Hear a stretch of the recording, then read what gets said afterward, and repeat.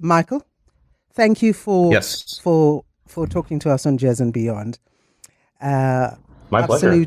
absolute pleasure to have the opportunity to talk to you as one of the popular American singers, composers, jazz vocalists, and also, having you here on our show, Jazz and Beyond, is because of how we love how you blend your jazz with some R&B and some neo soul, and also just the way you improvise your vocal techniques.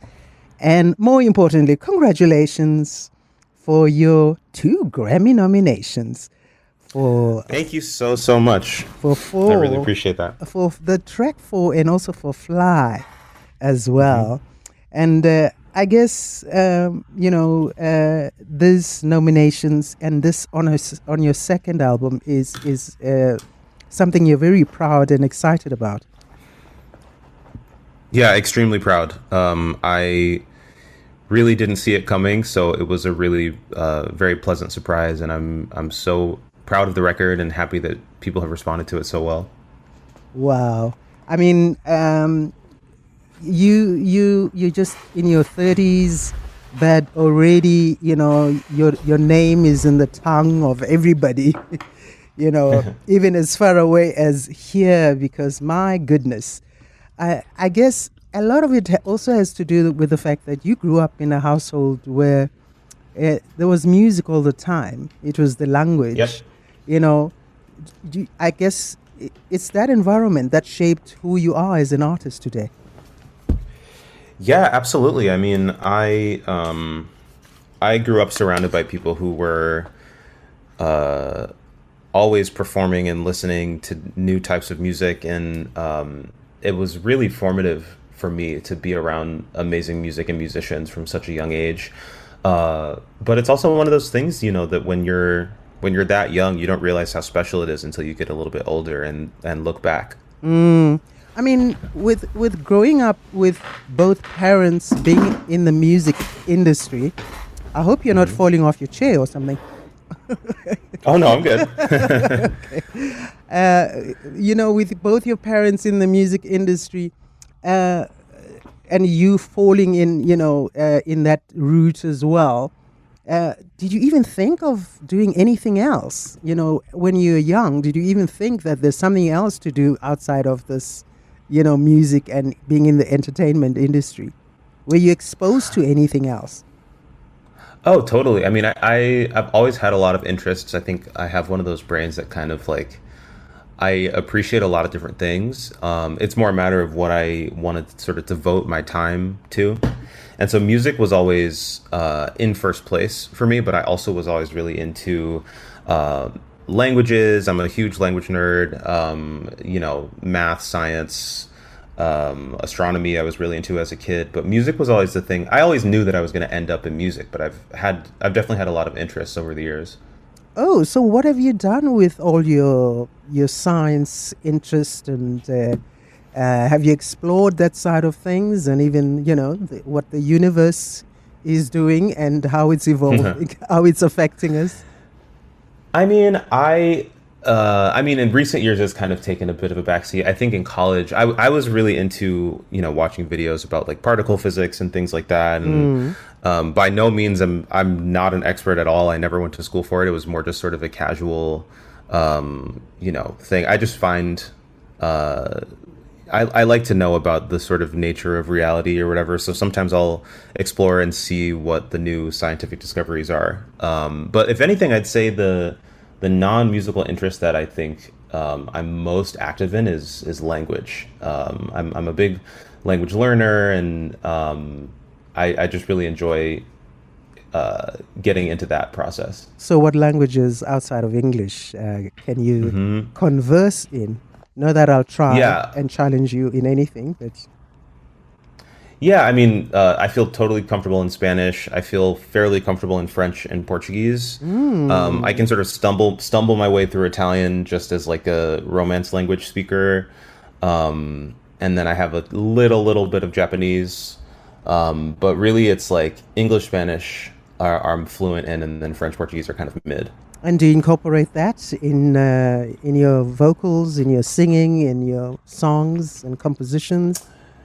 Sometimes, yeah, I've definitely sung in Spanish a good amount. In Portuguese, definitely the most. After English, I've sung a lot of Brazilian music over the years. I haven't really sung very much in French, maybe once or twice, but it's definitely something that I'd like to do a little bit more of. Wow. Listen, you're one of the few vocalists who was accepted at the Thelonious Monk Institute, and just working and studying with the legends like Herbie Hancock, the Wayne Shorters. Do you think they influenced your approach to sound and improvisation in any way? Herbie and Wayne specifically? No, or any other of the mentors you've worked with.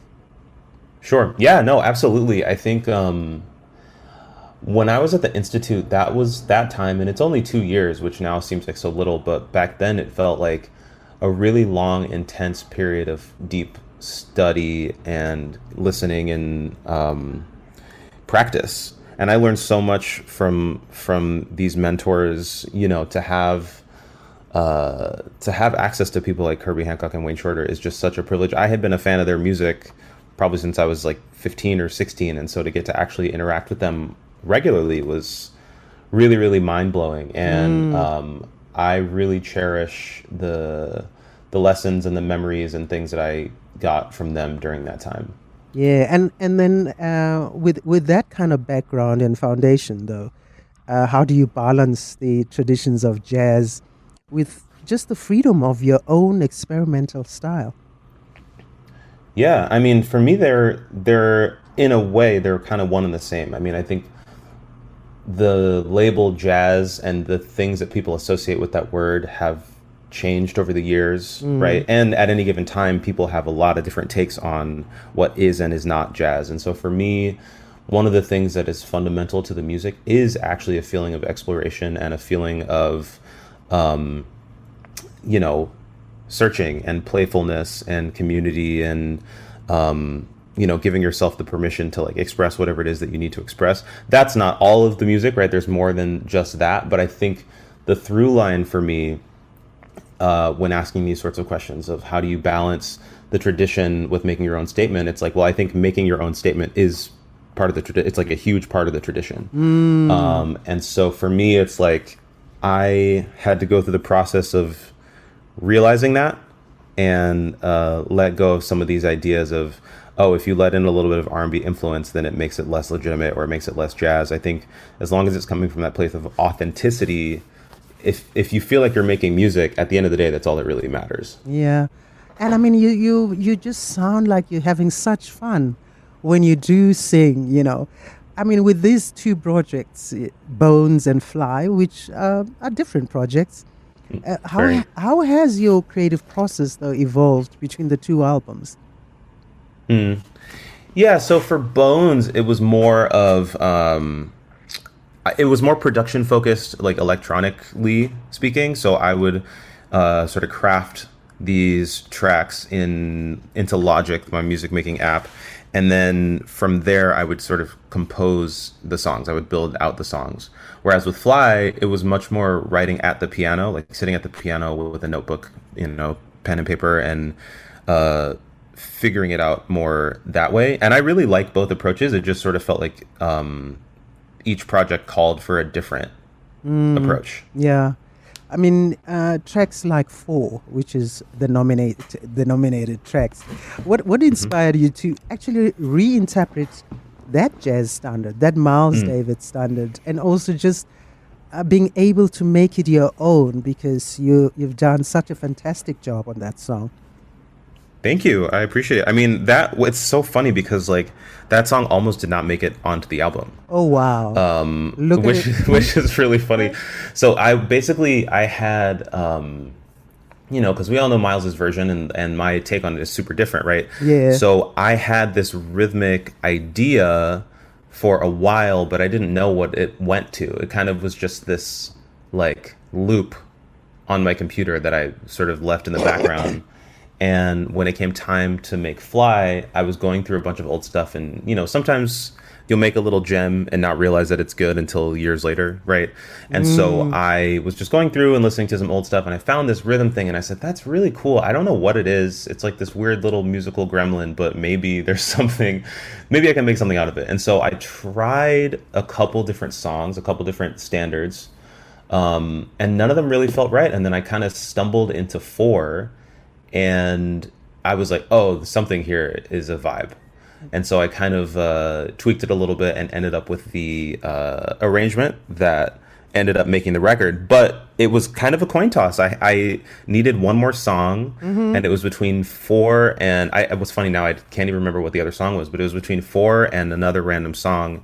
And I said, I don't know what it is. Let's flip a coin. I flipped a coin, and it ended up being four.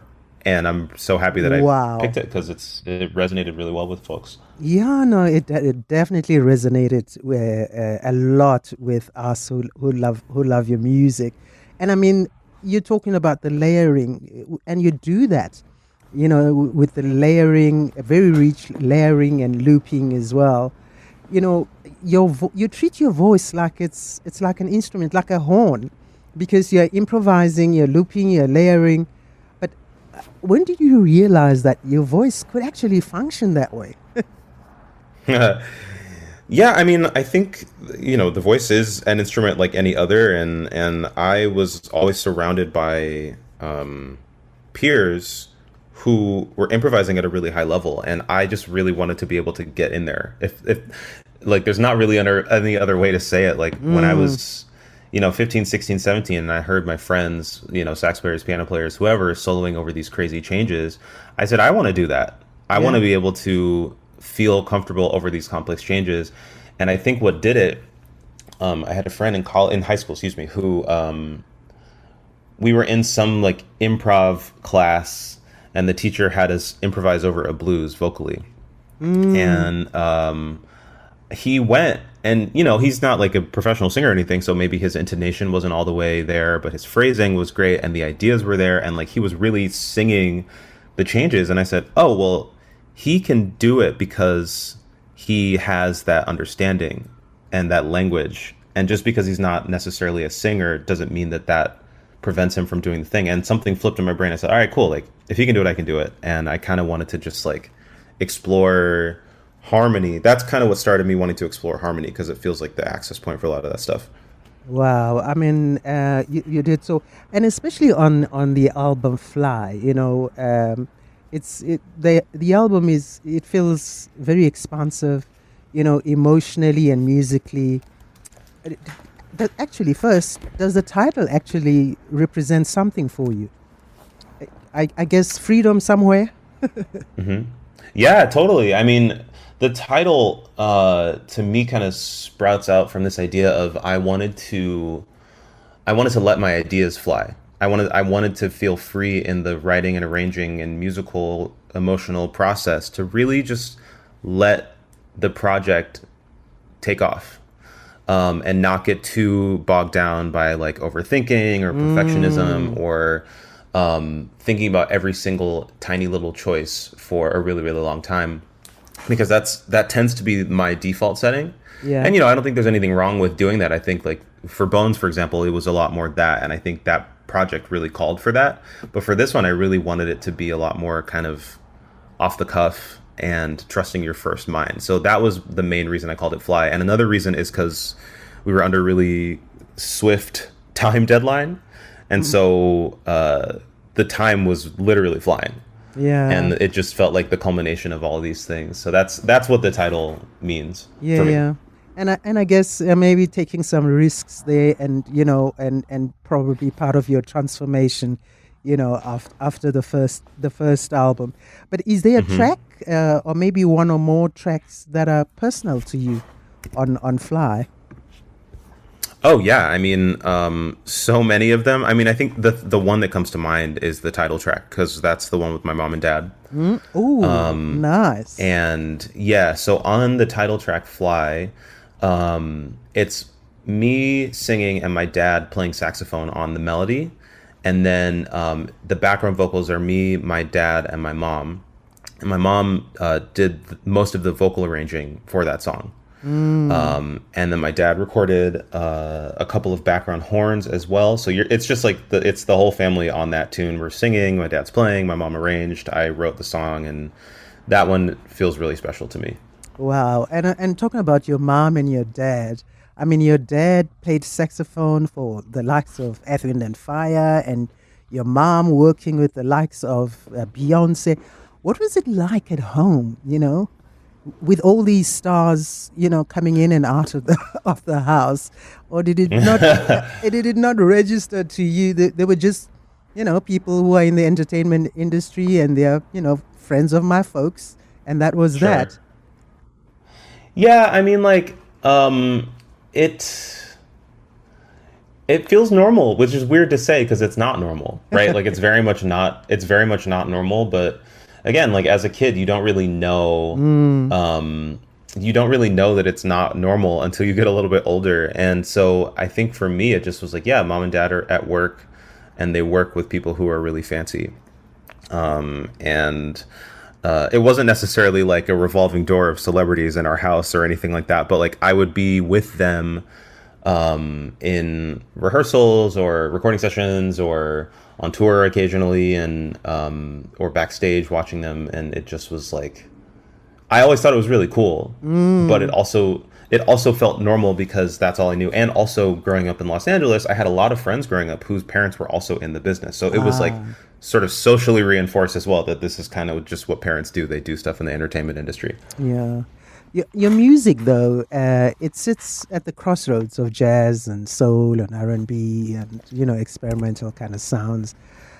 What do you feel about genre labels Mm. and people? Oh, that's a big one. Mm, Yeah, I mean, I have a couple different ways of thinking about this. The main one is like I think that genre labels are useful for people who are trying to find more music that sounds like music they like.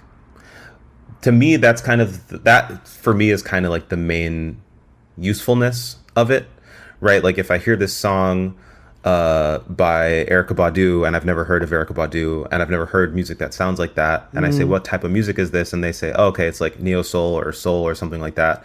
Then I click the label and I see D'Angelo and I see Roy Hargrove and I see all these people. It's like, all right, cool. Like that genre label was really useful for me because now I can have an influx of new music. mm, But as like an actual music maker, I think sometimes it can be really limiting because it feels like you have to adhere, or it can feel like you have to adhere to like this is what this genre is, mm, therefore I must do XYZ. And in mm, reality, to me, that I just find that very limiting and frankly boring. Unless unless you're setting out with a particular purpose to like make a project that specifically does a specific thing, right? yeah. In which case I think that it's totally fine as long as you feel rooted in the purpose of the music. I think that's what counts more than the genre title. Yeah, I hear you. I mean, it does help listeners find the music, and then Hmm. uh, it also then has the opposite of limiting how an artist is then perceived. Hmm. If they are just shelved into a particular genre, and when in actual fact they probably are more than just one thing, so to speak. Hmm. But when it comes to jazz, though, what do you think? Where do you think maybe jazz is heading, especially in the next generation? What are Mm. you smelling out there? Yeah, I mean, it was funny. I was having this conversation with a friend recently. I think some of the things that I find most exciting are sonic explorations, right? Like people, not just necessarily the compositions, the lyrics, the rhythms, but also the actual quality of sounds. Introducing synthesizers or interesting filters or different types of instrumentation, playing with forms, right? I think subverting expectations Mm, is always really exciting, or mixing types of music that maybe no one's ever really heard mixed before. yeah. I think there's an interesting thing that can happen where I think it's really important as learners of and appreciators of this music to understand the history, the tradition, and the culture that the music sprouted out from. And I think it's important for people to approach the music with a degree of humility, right? And also to approach the music with a degree of like, the music has to be forward thinking, because that's all of our favorite people in their day were the forward thinkers of their day. Absolutely. Right. And so I don't think it serves us or the music to be very sort of conservative about what we can and cannot do. And the music that excites me most is music that kind of toes that line. Have you come across any jazz police, in your work? You said jazz police? Yeah. Oh, totally. I mean, I feel like I've encountered that a little bit less in recent years, thankfully. But earlier on, definitely, people get really strong opinions about stuff, which I always find to be really funny, because at the end of the day, it's about music. And if people enjoy it, that's all that really matters. If people have an experience, that's what matters, right? Yeah. But people get really in their feelings about this particular thing has to be this particular way or cannot be in this particular way, right? Yeah. The charitable version of that I can give is, if it feels like someone is doing it for the purpose of being sort of self-obsessed or overly indulgent, right? I think that it's okay to call that out, especially if it feels like it's unrooted or unappreciative of where the music has come from, right? So I think that there's like an opposite extreme, but in general, I think we kind of got to live and let live. And talking about experiences, Michael, your live performances actually feel like they're intimate, even on big stages. What do you want your audiences to feel, when you say thank you and good night after a show? Yeah, I would hope that they feel like they, obviously had a good time, but also were able to just sort of sit in a room with people enjoying and playing music, and having something memorable. I mean, as a listener, right, as like a show goer, my favorite shows are those that like either take me somewhere or give me something to take home. Yeah. And so that's kind of what I'm trying to give to people, is just like, here's what we have today. Bring what you have today. Let's kind of chill together for an hour and a half. And hopefully we can go out in the world and bring some more positive vibes. Does the live, the feedback that you get after a live performance also just maybe, influence, or, you respond to it through your writing and your recording sometimes? Do you think about your audiences when you do that? When writing and recording? Yeah. When writing and recording, do you think, when I was at that particular concert, they loved this kind of style and maybe this kind of song or this approach to a song, maybe I could do more of that, or something like that? Yeah, I'd say yes and no. I'd say that there's like if I'm thinking about the audience response when I'm writing or arranging, it's usually in a more abstract way of like, oh, I feel like if I do this at letter D at bar 50 or whatever, I feel like people are based on shows that I've done in the past or projects that I've done in the past, I feel like people will respond well to this, or I feel like it'll be particularly effective. Like, I'll think about it in those terms. But for me, and I know for a lot of other songwriters, composers too, this happens, is if you get too into audience response, it can hinder your ability to write, because then you get paralyzed. It's like, well, what if people don't like it? What if people say something bad, right? Yeah. And so I think I try to be very strategic. Like, let me think about it for a second. I think about it way more when sort of crafting a live show, right? Because that's a much more direct thing. But when I'm writing an album, it's a lot more personal, because the way that I look at it is I want to transmit this musical idea as transparently as possible. That way, whoever's most ready to resonate with it will resonate with it. And whoever doesn't, it's totally fine. That's their journey. Yeah. Just traveling around the world though with different audiences. Have you, found a favorite audience, and maybe that responds differently to your music? Oh, that's a good one. We've played in a lot of different places. I mean, one place that comes to mind, just because it's fresh, is Paris. I think the Paris audiences always go kind of wild in a really fun way. And every time I play there, it kind of feels quite electric. Yeah. I think also whenever we play for Black people, honestly, like it's so strong. I gotta say, it is so strong. And like I was talking to my mom recently about this. That whenever there's like, I made up a term and I called it the auntie quotient. Right, like whenever there's like a higher number of aunties in the crowd, it's like, oh, the vibes are so strong. Oh yeah. No, I agree. I agree with you because us Black folk, we're very expressive. We don't hold back. Oh yeah. We don't hold back, and we love it that way. Definitely. And when we don't like it. Yes, you get to know it. Definitely. Yeah, you will know.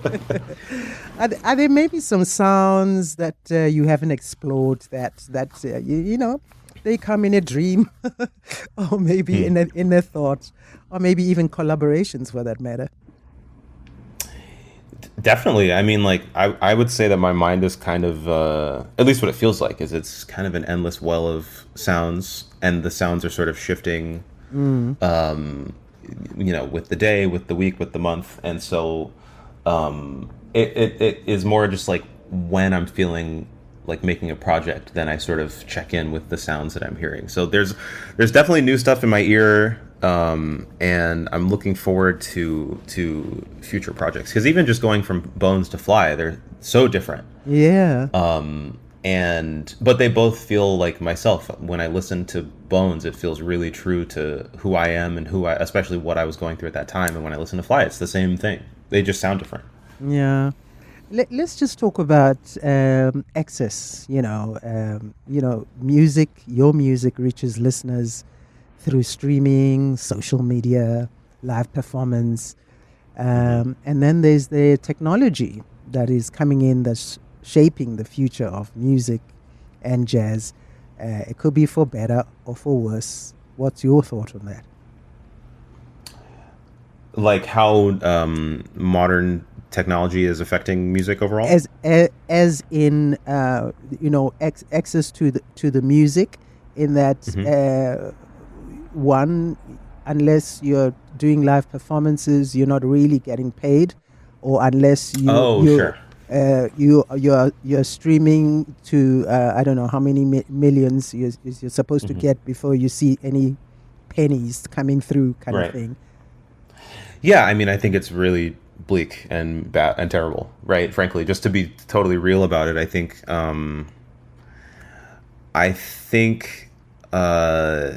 it's just basically a wide scale version of getting paid for a gig and exposure, right? But unfortunately, because of the time that we live in and because of the nature of streaming, it's really hard to divest from streaming culture in general, because that's just the way that people consume their music. So, you sort of it's sort of like you're caught between a rock and a hard place. If you're trying to make money from people streaming your music, if you take it off of streaming services, there's like the integrity thing, but you're probably going to make less money unless you build a following and then have them all contribute to your like Bandcamp or Patreon or something, right? So it's very it's a really, really complex issue, but I do think that just to be totally real, I think the whole streaming thing is really, really terrible, like really, really bad. I'm even thinking, Michael, on even just the issue of AI now. Us, music appreciators, we don't even know now. Is this really Michael Mayo, or is it some AI generated voice that sounds like Michael? Kind of thing. Right. So I mean, it then breeds the question of how people like you are able to, stay authentic in this algorithm-driven world. Yeah. Yeah, it's it's a tough time to Mm, be a professional, artist, right? And not even just musician. I think art in every way. And I think we're sort of living in a time where we all need to have a lot of skills, just like the baseline number of skills as a musician that you need to have in order to like be able to survive. And I can only speak for America because that's where I live, but it just is, there's a lot more expected of people, right? And because of the whole AI thing, there's a lot of worries about the entire industry collapsing and everything being commandeered. And so yeah, it's very tough in terms of authenticity. I believe to my core that regardless, and I'm not talking about making money here, I'm talking about artistic integrity, right? sure. I believe to my core that regardless, if you follow the music, you're gonna be like making good decisions in general, right? Like if you're following the music and if you're really about the music, that's never really gonna let you down, musically Mm, speaking. If you follow those things that give you that spark that joy, not to be Marie Kondo, right? It kind of I think that's what matters. But the conversation of like how do we all stay afloat, how do we combat the AI thing, I think that's a deeper conversation. mm, But yeah, that's my take on it. yeah. Just getting back to the Grammy, we're almost wrapping it up now. Hmm. With that recognition and of course the global attention, you represent a version of success many young jazz artists actually aspire to. How should the next generation define success for themselves? I mean, Oof. We're ending on the easy questions, huh? no, I'm trying very hard to do that. Yeah. It's hard. I mean, I sort of see it through two lenses, right? Mm, There's the sort of abstract, esoteric, what's the meaning of life lens, right? And then there's the practical thing of how can you actually survive lens. I sort of think that success shouldn't really be defined by anything necessarily financial. mm, I think that I also think that success shouldn't be defined by awards. I think awards are like a beautiful thing that are a lovely little present and or surprise if they happen, but I don't think that they should be the metric by which we compare success versus failure, right? Because yeah, there's plenty of people who have been like the most incredible musicians anyone's ever heard, and they've never won a Grammy award or any other type of award, sure, right? sure. So I kind of think that it's important that we learn how to define success for ourselves, which I think is why it's important to like really define your goals, Mm, and to give yourself the grace where if you're not necessarily like hitting those goals in the time frame that you imagined, that's not because you're a failure, that's just because it is what it is right now and you just got to keep working toward it. yeah, because there are a lot of artists who manage to thrive without, the mainstream validation, you know, Totally. without the awards, without either being on radio or, or all these platforms that, give them an opportunity to be seen and known. Yeah. But and a lot of them are fantastic musicians as well. So I hear what you're saying about that, though. So um, what I do want to know now is just on the future of things. Hmm. One, will you find yourself in South Africa one day? Oh, I would absolutely love to. I've wanted to go to South Africa for a long time. Mm.